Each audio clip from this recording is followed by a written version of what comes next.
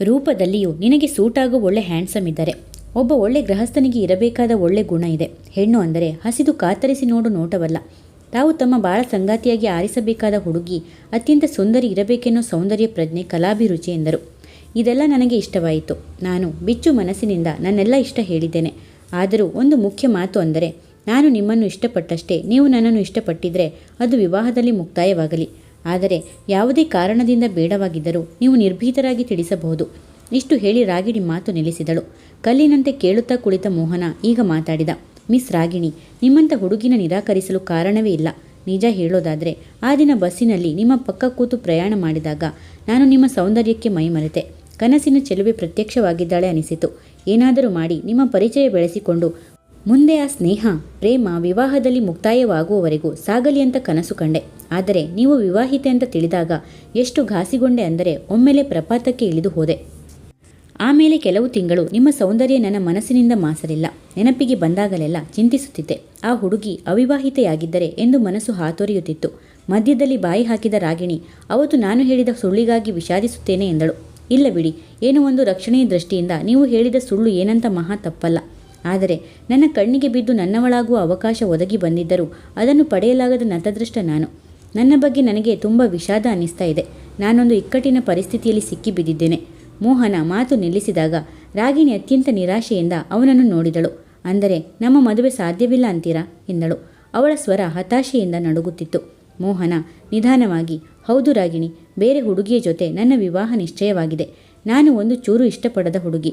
ನನ್ನ ಕನಸುಗಳೆಲ್ಲ ಮುರಿದು ಬಿದ್ದ ಮದುವೆ. ಹೇಗೋ ನನ್ನ ಮನಸ್ಸು ಸ್ಥಿಮಿತವಾಗಿ ಇಟ್ಟುಕೊಂಡು ಈ ಮದುವೆ ಆಗೋಣ ಅಂತಿದ್ರೆ ಮತ್ತೆ ನೀವು ನನ್ನ ಕಣ್ಣಿಗೆ ಬಿದ್ದಿರಿ. ಇದರಿಂದ ನನಗೆ ನಿರಾಶೆ ಹತಾಶೆ ಜಾಸ್ತಿಯಾಗಿ ಮಾನಸಿಕ ತೊಳಲಾಟ ಜಾಸ್ತಿ ಆಯ್ತಲ್ಲದೆ ಬೇರೇನೂ ಇಲ್ಲ ಎಂದು ಹೇಳುತ್ತಾ ಒಂದು ಚೂರು ಮುಚ್ಚಿಟ್ಟುಕೊಳ್ಳದೆ, ಜಯರಾಯರ ಮಗಳ ವಧು ಪರೀಕ್ಷೆ ಏನೋ ಒಂದು ಬಗೆಯ ಭ್ರಮಾಧೀನತೆಯಲ್ಲಿ ತಾನು ಅಲ್ಲಿಯ ಒತ್ತಡಕ್ಕೆ ಸಿಕ್ಕಿ ಆ ಹುಡುಗಿ ಬಗ್ಗೆ ಒಪ್ಪಿಗೆ ಕೊಟ್ಟು ಬಂದಿರುವುದು. ಈ ಭಾನುವಾರ ಅಲ್ಲಿ ತನಗೆ ಆ ಹುಡುಗಿ ಜೊತೆ ನಿಶ್ಚಯವಿರುವುದಾಗಿ ತಿಳಿಸಿದ. ನನಗೆ ಒಂದು ಚೂರು ಇಷ್ಟವಿಲ್ಲ. ನೀವು ಕಣ್ಣಿಗೆ ಬಿದ್ದ ಮೇಲಂತೂ ಈ ಪ್ರಪೋಸಲ್ ನಿರಾಕರಿಸುತ್ತಿರುವಾಗ ನನಗೆ ಆಗ್ತಾ ಇರೋ ನಿರಾಸೆ ದೇವರಿಗೆ ಗೊತ್ತು ಎಂದ. ರಾಗಿಣಿ ನಿರಾಶಳಾದಳು. ಓ ಮೈ ಗಾಡ್, ನಿಮಗೆ ತುಂಬ ಮಾನಸಿಕ ತೊಳಲಾಟವನ್ನುಂಟು ಮಾಡಿದ್ದಕ್ಕೆ ಕ್ಷಮಿಸಿ. ನಿಮಗೆ ಹೀಗೆ ಹುಡುಗಿ ಗೊತ್ತಾದ ವಿಷಯ ನನಗಾಗಲಿ ಕಲ್ಪನಕ್ಕನಿಗಾಗಲಿ ತಿಳಿದಿಲ್ಲ. ಇಲ್ಲ ರಾಗಿಣಿ, ಯಾರ ಮುಂದೆ ನಾನು ಹೇಳಿಲ್ಲ. ಲಗ್ನ ಪತ್ರಿಕೆ ಆದ ಮೇಲೆ ಮದುವೆಗೆ 4 ದಿನ ಮುಂಚಿತವಾಗಿ ಕಾರ್ಡ್ಸ್ ಹಂಚೋದರ ಹೊರತು ಬೇರೆ ಉತ್ಸಾಹವಿಲ್ಲ. ನಿಮ್ಮಂತಹ ಹುಡುಗಿ ಜೊತೆ ಎಂಗೇಜ್ಮೆಂಟ್ ಆಗಿದ್ದರೆ ಊರಿಗಿಂತ ಮುಂಚೆ ಎಲ್ಲ ಗೆಳೆಯರ ಕೂಡ ಹೇಳಿ ಜಂಬ ಕೊಚ್ಕೋತಿದ್ದೆ. ಆದರೆ ಈಗ ಬರೀ ಬೇಸರ ಒಂದೇ ಉಳಿದಿರೋದು ಎಂದ. ರಾಗಿಣಿ ಎದ್ದು, ಓ ನನ್ನನ್ನು ಕ್ಷಮಿಸಿ, ನಿಮಗೆ ತೊಂದರೆ ಕೊಟ್ಟೆ. ದಯವಿಟ್ಟು ಇದನ್ನೆಲ್ಲ ತುಂಬ ಲೈಟಾಗಿ ತಗೊಳ್ಳಿ. ಜಾಸ್ತಿ ವರಿ ಮಾಡ್ಕೋಬೇಡಿ. ನಾನಿನ್ನು ಬರ್ತೀನಿ. Good bye. ಗೆಳೆಯನಾಗಿ ನಾಳಿದ್ದು ಬರ್ತ್ಡೇ ಪಾರ್ಟಿಗೆ ಬನ್ನಿ ಎಂದು ನುಡಿದು ಮುಂದಡಿ ಇಟ್ಟಳು. ನಿಮಗೆ ನಿರಾಶೆಯಾಗಲಿಲ್ಲವ ರಾಗಿಣಿ? ಇಷ್ಟೊಂದು ಲೈಟಾಗಿ ತಗೊಂಡ್ರಿ ಎಂದ ಮೋಹನ. ಅಯ್ಯೋ ದೇವರೇ! ರಾಗಿಣಿ ತಡೆ ಹಿಡಿದಿದ್ದ ದುಃಖ ಕಟ್ಟೆಯೊಡೆದಂತಾಗಿ ಬಿಕ್ಕಿದಳು. ನನ್ನ ಮನಸ್ಸಿನ ಎಳೆನೂ ನೀವು ಏಕೆ ಪರಿಶೀಲಿಸೋದು? ನನ್ನ ನೋವು ನಿರಾಶೆ ನಿಮ್ಮೆದುರು ಪ್ರಕಟಪಡಿಸುವುದು ಬೇಡ, ಹಾಗೆ ಹೊರಟು ಬಿಡೋಣ ಅಂತಿದ್ದೆ ಎನ್ನುತ್ತಾ ರಾಗಿಣಿ ಕೊಂಚ ಹೊತ್ತು ಮುಖ ಮುಚ್ಚಿ ಅತ್ತಳು. ರಾಗಿಣಿ, ಪ್ರೇಮ ಅಂದರೆ ಇದೇನಾ? ನಾವೇನೋ ಒಬ್ಬರಿಗೊಬ್ಬರು ಪ್ರೇಮ ಪತ್ರಗಳು ಬರೆದಿಲ್ಲ, ಹೋಟೆಲ್ ಸಿನಿಮಾ ಪಾರ್ಕ್ಗಳಲ್ಲಿ ಸುತ್ತಾಡಿಲ್ಲ. ಆದರೂ ಹೃದಯದ ನೋವನ್ನು ಅನುಭವಿಸ್ತಾ ಇದ್ದೀವಿ ಎಂದ. ರಾಗಿಣಿ ನಿರಾಶೆಯಿಂದ ನಕ್ಕು, ನಾವು ಅಮರ ಪ್ರೇಮಿಗಳಲ್ಲ. ನಮ್ಮ ಪ್ರೇಮದ ಕೇಸ್ ಆತ್ಮಹತ್ಯೆಯಲ್ಲಿ ಪರ್ಯಾವಸಾನ ಆಗೋದೂ ಇಲ್ಲ. ಮನೆಗೆ ಹೋಗ್ತಲೇ ನಾನು ನಮ್ಮ ಭಾವ ಹಾಗೂ ತಾತನಿಗೆ ಉಮೇಶ್ ಅವರನ್ನು ವಿವಾಹವಾಗ್ತೀನಿ ಅಂತ ಹೇಳ್ತೀನಿ. ಉಮೇಶ್ ಮೊನ್ನೆ ಸಹ ಅವಳು ಒಪ್ಪಿದರೆ ಎಂಗೇಜ್ ರಿಂಗ್ ಅವಳ ಬರ್ತ್ಡೇ ದಿನ ಎಲ್ಲರ ಎದುರು ಹಾಕ್ತೀನಿ ಅಂತ ಅಂದಿದ್ದಾರೆ. ಈಗ ನನಗೆ ಚಾಯ್ಸ್ ಹೊರಟು ಹೋಗಿದೆ. ನಾನು ಮೆಚ್ಚಿದವರನ್ನಂತೂ ವಿವಾಹ ಆಗುತ್ತಿಲ್ಲ. ನನ್ನನ್ನು ಮೆಚ್ಚಿದವರನ್ನು ವಿವಾಹವಾಗ್ತೀನಿ. 6 ತಿಂಗಳಿಂದ ನಮ್ಮ ಮನೆಯಲ್ಲಿ ಎಲ್ಲರನ್ನೂ ಈ ವಿಷಯಕ್ಕೆ ತುಂಬ ಸತಾಯಿಸಿದ್ದೆ. ಒಂದೆರಡು ಬೇರೆ ವರಗಳನ್ನು ನೋಡಿದ್ದರು, ಅದು ಸರಿ ಬರಲಿಲ್ಲ. ಈಗ ಮಾತ್ರ ಹಾಯಾಗಿ ಎಲ್ಲ ಚಿಂತೆ ಬಿಟ್ಟು ಅವರ ಎಂಗೇಜ್ ರಿಂಗ್ ಧರಿಸ್ತೀನಿ. ಸುಮಾರು ಆ ದಿನ ಎಲ್ಲರೂ ಸೇರಿ 300 ಜನ ಬಂದಿರುತ್ತಾರೆ. ಎಲ್ಲರ ಎದುರಿಗೆ ಒಂದು ನಿಶ್ಚಯದ ನಾಟಕ. ನನ್ನ MA ಪರೀಕ್ಷೆ ಮುಗಿದ ಮೇಲೆ ಒಂದು ಒಳ್ಳೆಯ ದಿನ ನೋಡಿ 2 ತಿಂಗಳಲ್ಲಿ ಮದುವೆ.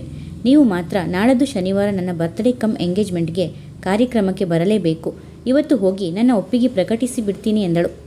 ಮೋಹನ ನಿರಾಶೆಯಿಂದ, ಅಂತೂ ವಿವಾಹಿತೆ ಅಂತ ಯಾವ ಗಳಿಗೆಯಲ್ಲಿ ಪರಿಚಯ ಹೇಳಿಕೊಂಡಿರೋ, ಬೇರೆಯವರ ಪಾಲಿನ ವಧುನೇ ಆಗ್ತಿದ್ದೀರಿ ಎಂದ. ರಾಗಿಣಿ ಉಕ್ಕಿ ಬರುತ್ತಿದ್ದ ಅಳು ತಡೆದು ಹೊರಗೆ ನಡೆದಳು. ಗುರುವಾರ ಕಳೆದು ಶುಕ್ರವಾರ ಉರುಳಿ ಶನಿವಾರ ಬಂತು. ಶನಿವಾರ ಆಫೀಸ್ನಿಂದ ಬಂದ ಮೋಹನನಿಗೆ, ನೀವು ರಾಗಿಣಿ ಬರ್ತ್ಡೇಗೆ ಬರ್ತೀರಾ? ನಿನ್ನೆನೇ ರಾಗಿಣಿ ಅಕ್ಕ, ಭಾವ, ಅಜ್ಜಿ, ತಾತ ಉಮೇಶ್ ಮನೆಗೆ ಹೋಗಿ ಮಾತಾಡಿದ್ದಾರಂತೆ. ಈ ದಿನವೇ ಬರ್ತ್ಡೇ ಸಮಯದಲ್ಲಿ ಅವರ ಮದುವೆ ವಿಷಯ ಪ್ರಕಟಿಸಿ ಎಂಗೇಜ್ ರಿಂಗ್ ಹಾಕಿಸೋದು ಅಂತ. ರಾಗಿಣಿ ನಿಮಗೆ ತುಂಬ ಹೇಳಿದ್ದಾಳೆ. ಬನ್ನಿ, 6:30ವರೆಗೆ ನೀವು ಪಾರ್ಟಿಲಿ ಭಾಗವಹಿಸಿ ಅನಂತರ ಊರಿಗೆ ಹೊರಡಬಹುದು. ಅಲ್ಲೇ ಸಿಹಿಯೂಟ ಉಂಡು ಹೋಗಬೇಕಂತೆ. ಬೇರೆ ಯಾವ ಪ್ರಸ್ತಾಪವೂ ಮನಸ್ಸಿನಲ್ಲಿ ಇಡಬಾರದು. ಅಂತ ಹೇಳಿದ್ದಾಳೆ. ಕಲ್ಪನಾ ಮಾತು ಮುಗಿಸಿದಾಗ ಮೋಹನ ಇವತ್ತು ಬಂದಿದ್ದಾಳ ಎಂದ. ಹೌದು, ಇಲ್ಲಿ ದೇವಸ್ಥಾನಕ್ಕಾಗಿ ಅಕ್ಕನ ಜೊತೆ ಬಂದವಳು. 1 ಗಂಟೆ ಇದ್ದು ಎಲ್ಲ ಮಾತಾಡಿದಳು. ಏನು ಮಾಡೋದು, ಋಣಾನು ಸಂಬಂಧ ಇರಲಿಲ್ಲ ಅಂತ ನಾನು ಸಮಾಧಾನ ಪಡಿಸಿದೆ. ಈ ವಿಷಯ ಏನಾದರೂ ಸೆಟಲ್ ಆಗಿದ್ದರೆ ನಮ್ಮ ಹಸ್ಬೆಂಡ್ ಎದುರು ಹೆಮ್ಮೆಯಿಂದ ನಿಮ್ಮ ಗೆಳೆಯನಿಗೆ ಎಂಥ ಹುಡುಗಿ ಹುಡುಕಿಕೊಟ್ಟೆ ಅಂತ ಜಂಬ ಹೊಡೆಯಬೇಕು ಅಂತಿದ್ದೆ. ಈಗ ಅವರಿಗೆ ಒಂದೂ ತಿಳಿಸಿಲ್ಲ ಎಂದಳು. ನನ್ನನ್ನು ಕ್ಷಮಿಸಿ ಬಾಬಿ. ರಾಗಿಣಿ ಎಂಗೇಜ್ಮೆಂಟ್ಗೆ ಬಂದು ಸಿಹಿ ತಿನ್ನೋಷ್ಟು ಗಟ್ಟಿ ಮನಸ್ಸಿಲ್ಲ ನನಗೆ. ನಾನು ಈಗ ಸೂಟ್ಕೇಸ್ ತಗೊಂಡು ಹೋಗ್ತಿದ್ದೀನಿ. ಹೇಗಿದ್ದರೂ ರಿಸರ್ವ್ ಮಾಡಿಸಿಲ್ಲ. ಯಾವ ಬಸ್ ಸಿಕ್ಕರೆ ಅದರಲ್ಲಿ ಊರಿಗೆ ಹೋಗ್ತೀನಿ ಎಂದು ಹೊರಟು ಬಿಟ್ಟ. ಕಲ್ಪನಾ ಮರುಕದಿಂದ ಅವನನ್ನೇ ನೋಡುತ್ತಿದ್ದಳು. ಅಂತೂ ಯಾವುದೋ ಬಸ್ ಹಿಡಿದು ಮೋಹನ ಮನೆಗೆ ಬಂದಾಗ ಬೆಳಗಿನ ಜಾವ 6 ಗಂಟೆ. ಬಾಗಿಲು ತಟ್ಟಿದಾಗ ತಾಯಿ ಪೆಚ್ಚು ಮುಖ ಮಾಡಿಕೊಂಡು ಬಂದು ಬಾಗಿಲು ತೆರೆದರು. 3 ಜನ ತಂಗಿಯರು ಬಂದಿದ್ದರು. ಎಲ್ಲರ ಮುಖದಲ್ಲಿ ದುಗುಡ ತುಂಬಿತ್ತು. ತಂದೆಯ ಮುಖದಲ್ಲಿ ನಿರಾಶೆ ಅಚ್ಚೊತ್ತಿತ್ತು. ಮೋಹನನಿಗೆ ಒಂದು ಟೆಲಿಗ್ರಾಮ್ ಆದರೂ ಕೊಟ್ಟಿದ್ದರೆ ಚೆನ್ನಾಗಿತ್ತಮ್ಮ. ಇಲ್ಲಿ ಬಂದ ಮೇಲೆ ಹೇಳಿದರೆ ಎಷ್ಟು ನಿರಾಶೆ ಪಡ್ತಾನೋ ಎಂದಳು ಪೂರ್ಣಿಮಾ. ವಿಷಯ ತಿಳಿದಿದ್ದೇ ನಿನ್ನೆ. ಟೆಲಿಗ್ರಾಮ್ ಯಾವಾಗ ಕೊಡಬೇಕಮ್ಮ? ಹೇಗಿದ್ರೂ ನೀವು 3 ಜನ ತಂಗಿಯರು ಬಂದಿದ್ದೀರಿ. ಅಪರೂಪವಾಗಿ ಎಲ್ಲರೂ ಒಟ್ಟಿಗೆ ಇದ್ದ ಹಾಗೆ ಆಗುತ್ತೆ. ಅದಕ್ಕೆ ಅವನು ಬರಲಿ ಅಂತ ಸುಮ್ಮನಾದೆ. ತಾಯಿಯ ಉವಾಚ. ಕೈಕಾಲು ತೊಳೆದುಕೊಳ್ಳುತ್ತಿದ್ದ ಮೋಹನನಿಗೆ ತಾಯಿ ಮಗಳ ಸಂಭಾಷಣೆ ಕೇಳಿಸಿತು. ಅವನ ಎದೆ ಢವಗುಟ್ಟಿತು. ಏನು ನಡೆದಿರಬಹುದು? ಮನಸ್ಸು ಸಹಸ್ರ ಚಿಂತಾ ಜೇನುಗಳು ಹಾರಾಡುವ ಜೇನುಗೂಡಾಯಿತು.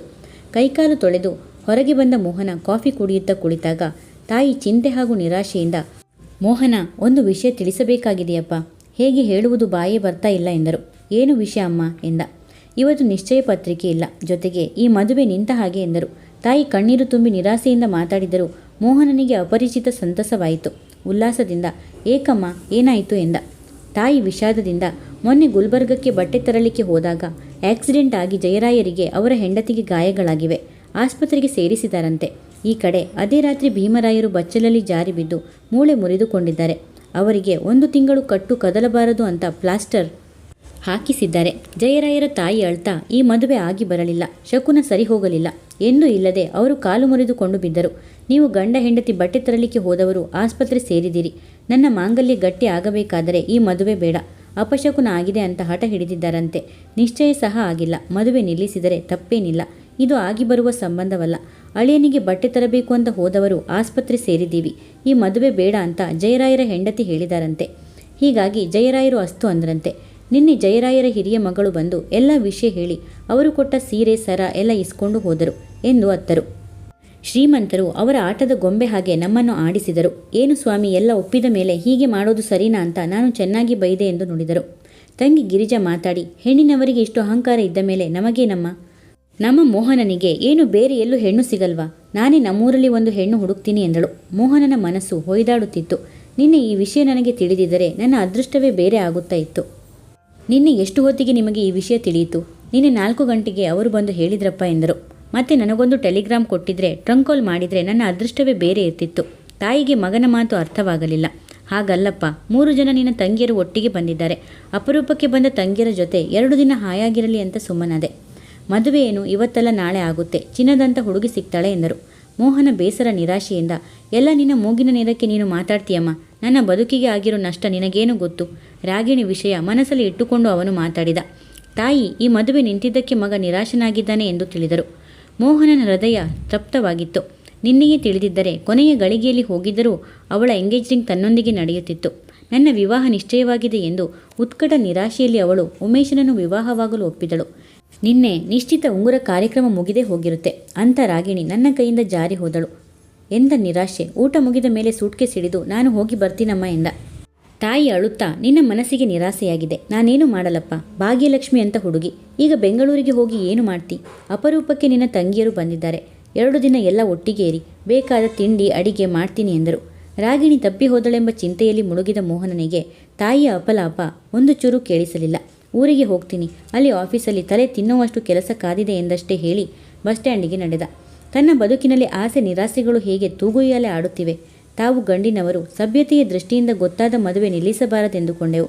ಆದರೆ ಶ್ರೀಮಂತರಾದ ಅವರು ಸಾರಾ ಸಗಟಾಗಿ ಶಕುನ ಅಪಶಕುನ ಎಂದು ಹೇಳಿ ಮದುವೆ ಮುರಿದರು. ಜಯರಾಯರ ಮಗಳೊಡನೆ ಮದುವೆ ಮುರಿಯಿತೆಂದು ನನಗೆ ಒಂದು ಚೂರು ದುಃಖವಿಲ್ಲ. ಆದರೆ ಈ ಕಣ್ಣು ಮುಚ್ಚಾಲೆಯಲ್ಲಿ ತನ್ನ ಕೈವರೆಗೂ ಬಂದಿದ್ದ ನನ್ನ ರಾಗಿಣಿ ತಪ್ಪಿ ಹೋದಳು. ಮಾನಸಿಕ ತೊಳಲಾಟ, ಬಳಲಿಕೆ, ಯೋಚನೆ ಇದೇ ಆಗಿದೆ 1 ವಾರದಿಂದ. ಬಸ್ಸಿನ ಪ್ರಯಾಣದುದ್ದಕ್ಕೂ ಯೋಚನೆಗಳ ಸರಮಾಲೆಯಲ್ಲಿ ತೊಳಲಿದ್ದ ಅವನು ಬೆಂಗಳೂರು ತಲುಪಿ ರಿಕ್ಷಾ ಮಾಡಿಕೊಂಡು ಮನೆ ಸೇರಿದಾಗ 8 ದಿನ ಜ್ವರದಿಂದ ಬಳಲಿದ ರೋಗಿಯಂತಾಗಿದ್ದ. ಕಲ್ಪನಾ ಅವನನ್ನು ಸ್ವಾಗತಿಸಿ ಇದೇನು ಹೀಗಾಗಿದ್ದೀರಾ ಎಂದಳು. ಅಷ್ಟರಲ್ಲಿ ಜಗದೀಶ ಬಂದ. ಅನ್ಯಾಯ, ನಿನ್ನಿಂದ ಒಂದು ಹುಡುಗಿಯ ಬಾಳು ಹಾಳಾಯ್ತಪ್ಪ. ನಿನ್ನ ನೋಡಿದರೆ ಚೆನ್ನಾಗಿ ಜಗಳ ಕಾಯಬೇಕು ಅಂತಿದ್ದೆ ಎಂದ. ಮೋಹನನ ಎದೆ ಧಸಕ್ಕೆಂದಿತ್ತು. ಆರ್ತನಾಗಿ ಕಲ್ಪನಳ ಕಡೆ ನೋಡಿದ. ಕಲ್ಪನಾ ಪತಿಯನ್ನು ದಬಾಯಿಸಿ, ಸಾಕು ಸುಮ್ಮನಿರಿ, ಏನು ಗೊತ್ತಿಲ್ಲದೆ ಮಾತಾಡಬೇಡಿ. ಅವರದು ಎಳ್ಳು ಕಾಳಷ್ಟು ತಪ್ಪಿಲ್ಲ. ಅವರೇನು ಪ್ರೀತಿ ಪ್ರೇಮ ಅಂತ ರಾಗನಿಗೆ ಪ್ರೇಮ ಪತ್ರಗಳು ಬರೆದಿದ್ದಾರಾ? ಹೋಟೆಲ್ಗೆ ಸಿನಿಮಾಗೆ ಕರ್ಕೊಂಡು ಹೋಗಿದ್ದಾರಾ? ಉಮೇಶ್ ಮೀನ್ ಮೆಂಟಾಲಿಟಿ ಮನುಷ್ಯ, ಏನೂ ತಪ್ಪಿಲ್ಲದೆ ದೊಡ್ಡ ರಾಮಾಯಣ ಮಾಡಿದ್ದಾರೆ ಎಂದಳು. ಜಗದೀಶ ವಾದಿಸಿ, ಹಾಗಲ್ಲ, ಅಲ್ಲಿ ರಾಯಚೂರಲ್ಲಿ ಒಂದು ಹುಡುಗಿ ನಿಶ್ಚಯ ಆದ ವಿಷಯ ಹೇಳಕ್ಕೆ ಇವನು 1 ವಾರ ಏಕೆ ಸತಾಯಿಸಬೇಕು? ಹೋದ ಸೋಮವಾರ ಬೆಳಿಗ್ಗೆ ಬಂದ. ಆಗಲೇ ನಿನ್ನ ಮುಂದೆ ಹೇಳಿದರೆ ನೀನು ಆ ಹುಡುಗಿನ ಕರೆಸಿ ಆಸೆ ಇಡಿಸಿ ಬಕ್ರಿ ಮಾಡಿಸಿ ಇದೆಲ್ಲ ಏನು ನಡೀತಿರಲಿಲ್ಲ ಎಂದ. ಏನು ನಡೆಯಿತು ಭಾವಿ ಎಂದ. ಜಗದೀಶ್ ಗಡುಸಾಗಿ, ನೀನೇನೋ ಅಲ್ಲಿ ಆರಾಮವಾಗಿ ಹೋಗಿ ನಿಶ್ಚಯ ಮುಗಿಸಿಕೊಂಡು ಬಂದೆ. ಪಾಪ ಇಲ್ಲಿ ರಾಗಿಣಿ ಎಂಗೇಜ್ಮೆಂಟ್ ಕಾರ್ಯಕ್ರಮ ನಿಂತು ಹೋಯಿತು. ನೀನು ಇನ್ನೊಂದು ಹುಡುಗನ ಮನಸ್ಸಾರಿ ಇಷ್ಟಪಟ್ಟು ಅವನು ಸಿಕ್ಕಲಿಲ್ಲ ಅನ್ನೋ ನಿರಾಶೆಗೆ ಕಡೆಗೆ ನನ್ನ ಕೈ ಹಿಡಿಯಲು ಒಪ್ತಾ ಇದ್ದಿ. ನೀನು ತಿಳಿದಷ್ಟು ನಾನು ಅಗ್ಗದ ವರ ಅಲ್ಲ ಅಂತ ಹೇಳಿ ಬಾಯಿಗೆ ಬಂದ ಹಾಗೆ ಅಂದರಂತೆ. ಏನು ತಪ್ಪಿಲ್ಲದೆ ಆ ಹುಡುಗಿ ಎಲ್ಲರಿಗೂ ಅಪರಾಧಿಯಾದಳು. ನೀನು ಮದುವೆ ನಿಶ್ಚಯದ ವಿಷಯ ಮುಚ್ಚಿಟ್ಟು ಆ ಹುಡುಗಿನ 3 ದಿನ ತೊಳಲಾಡಿಸಿದೆ. ಹೆಣ್ಣು ಮಕ್ಕಳಿಗೆ ಒಂದು ಸಲ ಈ ಥರ ಅಪವಾದ ಬಂದ ಮೇಲೆ ಮದುವೆಯಾಗೋದು ಎಷ್ಟು ಕಷ್ಟ ಅಂತ ಗೊತ್ತಾ? ಗೆಳೆಯ ಜಗದೀಶ ಉರಿಯುವ ನೋಟದಿಂದ ನೋಡುವ ಮಾತಾಡುತ್ತಿದ್ದರು. ಮೋಹನ ಆನಂದದಿಂದ ಅವನನ್ನು ಆಲಂಗಿಸಿ, ಹಾಗಾದರೆ ನಿನ್ನೆ ರಾಗಿಣಿಯ ನಿಶ್ಚಯ ಉಮೇಶನೊಂದಿಗೆ ಆಗಿಲ್ವಾ? ನಾನು ಗೆದ್ದೆ, ನನ್ನ ರಾಗಿಣಿ ನನಗೆ ಸಿಕ್ಕಿದಳು ಎಂದು ಉನ್ಮತ್ತನಂತೆ ಚೀರಿದ. ಜಗದೀಶ್ ಬೆರಗಾಗಿ, ಅಂದರೆ ಎಂದ. ಮೋಹನ ಕುರ್ಚಿಯ ಮೇಲೆ ಕೂತು ಕತೆ ಹೇಳುವಂತೆ ಹಿಂದಿನ ದಿನ ನಿಶ್ಚಯ ತಪ್ಪಿಹೋದ ವಿಷಯ ಹೇಳಿದ. ನಂತರ ತಾನು ತನ್ನ ಮನಸ್ಸಿನ ದುಗುಡಕ್ಕೆ ಈ ನಿಶ್ಚಯದ ವಿಷಯ ಮುಚ್ಚಿಟ್ಟಿದ್ದು. ಅನಿರೀಕ್ಷಿತವಾಗಿ ಕಲ್ಪನಾಳಿಂದ ರಾಗಿಣಿ ಪ್ರಪೋಸಲ್ಸ್ ಬಂದಾಗ ತಾನು ತೊಳಲಾಡಿದ್ದು ಎಲ್ಲ ಹೇಳಿದ. ಜಗದೀಶ್ ನಿಟ್ಟುಸಿರಿಟ್ಟು, ಹಾಗಾದರೆ ಈಗ ನೀನು ಆ ಹುಡುಗಿನ ಮದುವೆ ಆಗ್ತಿದೆಯಾ? ಹಾಗಿದ್ದರೆ ಸಂತೋಷ. ಏನು ಒಳ್ಳೆಯದು ಮಾಡಲಿಕ್ಕೆ ಹೋಗಿ ನನ್ನ ಕಲ್ಪನಾ ಸಹ ಅಪವಾದ ಹೊತ್ತಳು. ಹೀಗಾಗಿ ನನಗೆ ಬೇಸರವಾಗಿತ್ತು ಎಂದ. ಎಲ್ಲರಿಗೂ ಕಾಫಿ ತಂದಿಟ್ಟ ಮೇಲೆ ಕಲ್ಪನಾ ನಿಧಾನವಾಗಿ ಅಲ್ಲಿ ನಡೆದ ಕತೆ ಹೇಳಿದಳು. ಶುಕ್ರವಾರದವರೆಗೆ ಎಲ್ಲ ಸುಮುಖವಾಗಿ ನಡೆದಿತ್ತು. ಮಾರನೇ ದಿನ ಬರ್ತ್ಡೇ ಕಾರ್ಯಕ್ರಮದಲ್ಲಿ ನೆರೆದ ಜನರ ಎದುರು ಅವಳನ್ನು ತನ್ನ ವಧು ಎಂದು ಘೋಷಿಸಲು ಸಿದ್ಧನಾಗಿದ್ದ. ಭಾನುವಾರ ಬೆಳಿಗ್ಗೆ ಅವಳಿಗಾಗಿ ಹೂಗೊಂಚಲು ತಂದು ಹುಟ್ಟುಹಬ್ಬದ ಶುಭಾಶಯ ಹಾರೈಸಿದ ಉಮೇಶ ತನ್ನ ನಿಶ್ಚಿತ ವಧುವೊಡನೆ ಕೊಂಚ ಏಕಾಂತವಾಗಿ ಮಾತಾಡ ಬಯಸಿದ. ಇಬ್ಬರು ಮಹಡಿಯ ಮೇಲೆ ಬಿಸಿಲು ಮಚ್ಚಿನಲ್ಲಿ ಕುರ್ಚಿ ಹಾಕಿಕೊಂಡು ಮಾತಾಡುವಾಗ ಉಮೇಶ ಕೇಳಿದ, ಸುಮಾರು 6 ತಿಂಗಳಿಂದ ನಮ್ಮ ಕಡೆಯಿಂದ ಬೇಡಿಕೆ ಬರ್ತಾನೆ ಇದೆ. ತಾಯಿ, ಅಕ್ಕ, ಅತ್ತಿಗೆಯವರು ಎಲ್ಲರೂ ಬಂದು ನನ್ನ ಅಪೇಕ್ಷೆ ತಿಳಿಸಿದರು. ನಾನೂ ಸಹ ಬಂದು ನಿಮ್ಮ ಭಾವ ರಂಗರಾಜ್ಗೆ ನನ್ನ ಇಷ್ಟ ತಿಳಿಸಿದ್ದೆ. ಆದರೆ ದಿಢೀರಂತ ನೀವು ಒಪ್ಪಿಗೆ ಹೇಗೆ ಪ್ರಕಟಿಸಿದ್ದೀರಿ ಎಂದ. ಈ ಹುಡುಗಿ ಏನೋ ಆದರ್ಶ ಪ್ರಾಮಾಣಿಕತೆ ಅಂತ ಹೇಳಿ ನಿಮ್ಮ ವಿಷಯ ಎಲ್ಲ ಹೇಳಿದ್ದಾಳೆ. ಕಲ್ಪನಕ್ಕ ತೋರಿಸಿದ ಹುಡುಗ ನನಗೆ ತುಂಬ ಇಷ್ಟವಾದರು. ಆದರೆ ಅನಿವಾರ್ಯವಾಗಿ ಆ ಹುಡುಗ ನನ್ನ ನಿರಾಕರಿಸಿದಾಗ ನನಗೆ ತುಂಬ ನಿರಾಶೆ ಆಯಿತು. ಇನ್ನು ಜೀವನದಲ್ಲಿ ಹೆಚ್ಚು ಚಾಯ್ಸ್ ಬೇಡ, ಪಾಲಿಗೆ ಬಂದದ್ದು ಪಂಚಾಮೃತ ಅಂತ ಒಪ್ಕೋತೀನಿ ಎಂದಳು. ಅವಳ ಸರಳವಾದ ಮಾತಿಗೆ ಉಮೇಶ ಸಿಡಿದು ಬಿದ್ದ. ನನ್ನ ನೀವು ಅಗ್ಗದ ವಸ್ತು ಅಂತ ಭಾವಿಸಿದ್ದೀರಿ. ನಿಮ್ಮ ರೂಪದ ಅಹಂಕಾರ ನಿಮಗೆ ಬಹಳ ಇದೆ. ನೀವು ಮೆಚ್ಚಿದವರು ಸಿಗಲಿಲ್ಲ ಅಂತ ನನ್ನ ವಿವಾಹ ಆಗ್ತಿದ್ದೀರಾ?